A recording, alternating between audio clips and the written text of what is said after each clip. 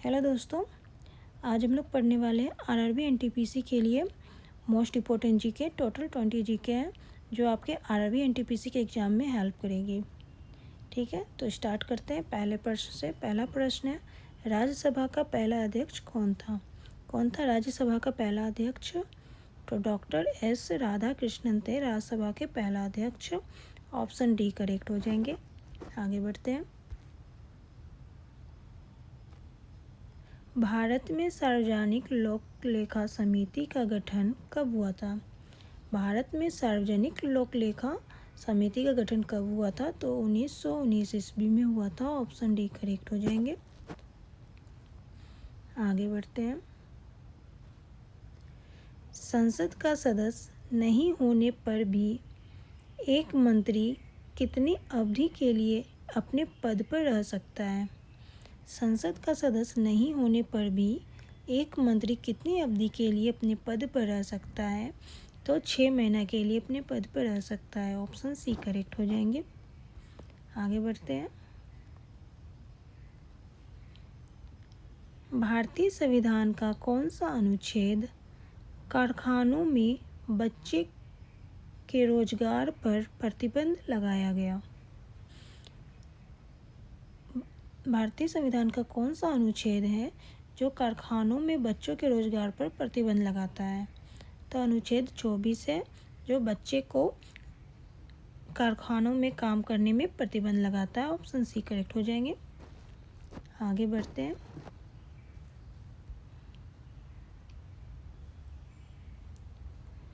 धर्मनिरपेक्ष राज्य का संबंध है किससे है? धर्मनिरपेक्ष राज्य का संबंध किससे है? बहुभाषी से है। ऑप्शन ए करेक्ट हो जाएंगे। आगे बढ़ते हैं। राष्ट्रपति द्वारा लोकसभा में नामित सदस्यों की संख्या कितनी होती है? कितनी होती है? राष्ट्रपति द्वारा लोकसभा में नामित सदस्यों की संख्या कितनी होती है? तो 0 होती है। ऑप्शन डी करेक्ट हो जाएंगे। आगे बढ़ते हैं। भारतीय संविधान के किस अनुच्छेद के तहत सैन्य कानून को संरक्षण प्राप्त है? भारतीय संविधान के किस अनुच्छेद के तहत सैन्य कानून को संरक्षण प्राप्त है? तो अनुच्छेद 34 के तहत है प्राप्त। ऑप्शन सी करेक्ट हो जाएंगे। आगे बढ़ते हैं।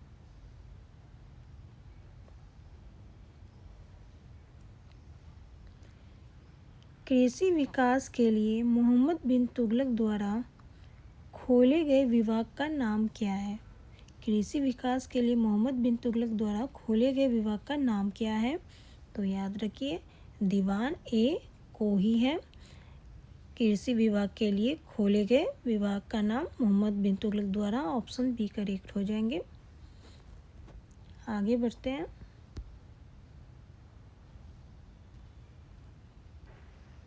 सिंधु घाटी में सबसे पहले कपास की खेती के साक्ष्य किस स्थान पर मिले हैं?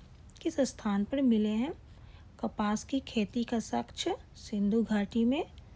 तो याद रखिए मेहरगढ़ में मिले हैं कपास की खेती का साक्ष्य। ऑप्शन ए करेक्ट हो जाएंगे। आगे बढ़ते हैं।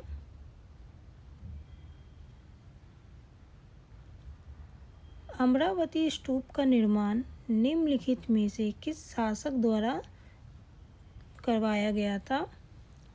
अमरावती स्तूप का निर्माण निम्नलिखित में से किस शासक द्वारा करवाया गया था?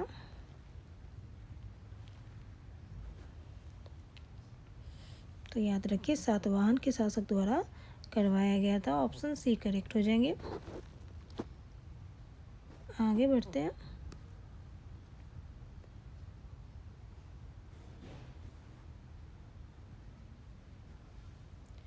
भारतीय उच्च न्यायालय अधिनियम किस वर्ष पारित किया गया?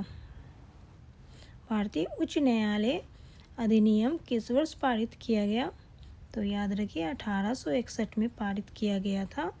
ऑप्शन डी करेक्ट हो जाएंगे। आगे बढ़ते हैं। बंगाल का विभाजन किस वर्ष रद्द किया गया था? किस वर्ष रद्द किया गया था बंगाल का विभाजन? तो 1911 ईस्वी को रद्द किया गया था। ऑप्शन सी करेक्ट हो जाएंगे। आगे बढ़ते हैं। चालुक्य वंश का संस्थापक कौन था? कौन था? चालुक्य वंश का संस्थापक कौन था? तो पुलकेशिन था चालुक्य वंश का संस्थापक। ऑप्शन डी करेक्ट हो जाएंगे। आगे बढ़ते हैं। भारत की सबसे बड़ी मीठे पानी का झील कौन सी है? भारत की सबसे बड़ी मीठे पानी का झील कौन सी है? तो याद रखिए चिल्का झील है भारत की सबसे बड़ी मीठे पानी का झील। ऑप्शन सी करेक्ट हो जाएंगे। आगे बढ़ते हैं। 1613 ईस्वी में निम्नलिखित में से किस स्थान पर अंग्रेजों ने भारत में अपना पहला कारखाना स्थापित किया था? 1913 में निम्नलिखित में से किस स्थान पर अंग्रेजों ने भारत में अपना पहला कारखाना स्थापित किया था? तो याद रखिए सूरत में पहला कारखाना स्थापित किया था। ऑप्शन बी करेक्ट हो जाएंगे। आगे बढ़ते हैं। हरित क्रांति किससे संबंधित है? हरित क्रांति किससे संबंधित है? तो याद रखिए खाद्य उत्पादन से संबंधित है हरित क्रांति। ऑप्शन बी करेक्ट हो जाएंगे। आगे बढ़ते हैं। भारतीय स्वतंत्रता संग्राम में सविनय अवज्ञा आंदोलन कब शुरू हुआ था? भारतीय स्वतंत्रता संग्राम में सविनय अवज्ञा आंदोलन कब शुरू हुआ था? तो याद रखिए 1930 ईस्वी में शुरू हुआ था सविनय अवज्ञा आंदोलन। ऑप्शन सी करेक्ट हो जाएंगे। आगे बढ़ते हैं।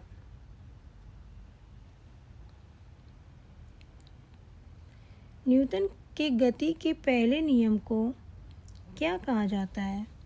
क्या कहा जाता है न्यूटन के गति के पहले नियम को? तो जड़त्व का नियम कहा जाता है। ऑप्शन ए करेक्ट हो जाएंगे। आगे बढ़ते हैं।